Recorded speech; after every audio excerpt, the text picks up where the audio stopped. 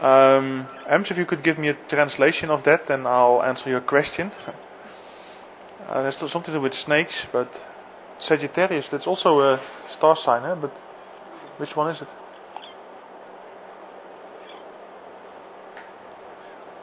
Not too much into astrology, to be honest, but so I recognize it as a star sign, but a secretary bird. Could be, yeah. I haven't seen any secretary birds here. Yeah. Ems confirmed that Sagittarius serpentarius is a secretary bird. I haven't seen them in the area here actually.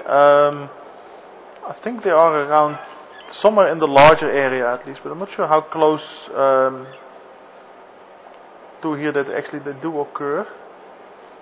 I would love to see one though. I've only seen secretary bird I think twice in my life, but it's a very impressive bird actually to see walking through the grass.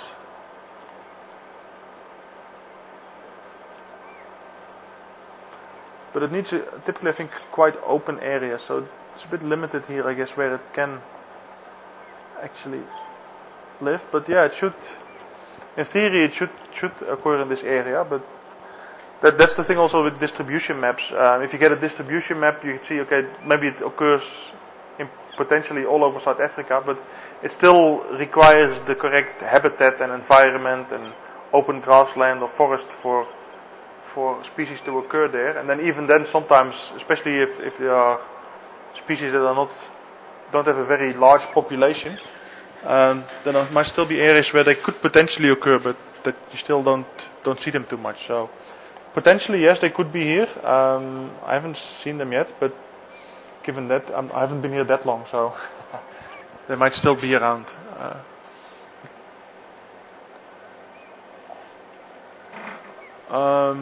There's a question coming in over the email now as well, from Raven, I guess, asking about the cause of the green in the waterhole.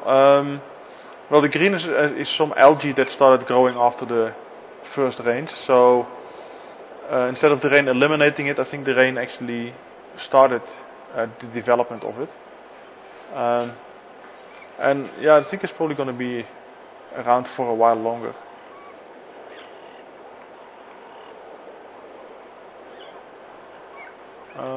Okay, it seems like the birds have settled down. They're preening and resting, so not too much behavior going on that side.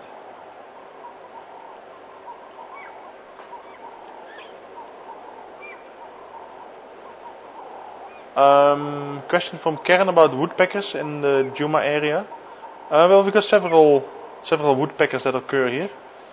They're all very pretty ones. We've got, of course, we've got the cardinal woodpecker, which is one of the, I think there's 4 woodpeckers actually, if I remember. I must think back to the show I did on that and actually try to remember the exact information.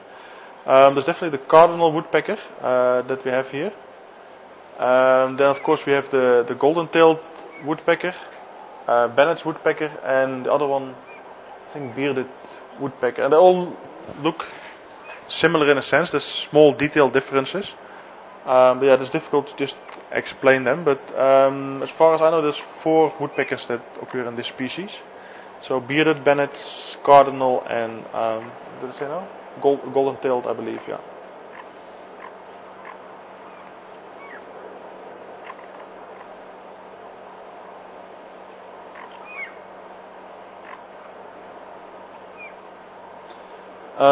Question from Anne about the algae. Rexon or Peter told us that the algae do no harm because animals just push it aside to drink, and even I guess some of the ducks and the geese could potentially even feed on it. But she mentions that when the whole pen was covered last year, the lodge did come and clean it off. Well, yeah, obviously I wasn't here, so I don't know about that. But I suspect actually that if they did, that might have been more of a cosmetic thing than that they would cause a problem for the animals. Because as you can see, it doesn't look very pretty. It's part of nature, but then especially if the whole pen is covered, that might have they might have thought about some from a cosmetic point of view, just to remove it a little bit. And Rose wants to know whether we keep count of new birds of animals. No, I don't think so. Not officially, at least. I think with all the very experienced guides and rangers driving around, they will notice from one year to the next whether there are more birds or less birds or anything. But there's no official counting of it. That would require a very large program as well. As you can imagine, all the animals being in the bush and having to count them, and so that would be quite a big program. So that's not, as far as I know, that's not being done in an official sense, other than just people living in this area and driving through the area, noticing whether there's lots of birds or only less than other years.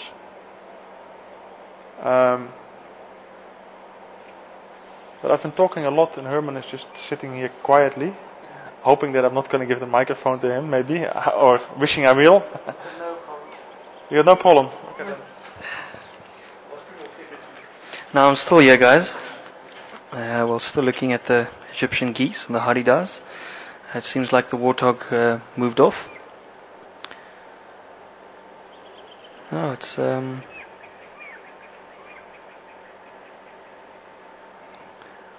don't have anything in specific to talk about, but you're welcome to ask some questions. There's people, Karen actually asking Pete if he'd be able to give a tutorial on how to use the Google Map again. I'm sure that won't be a problem. We'll be able to do that sometime. It's a question from Dixie Bush Baby. Is it raining there yet?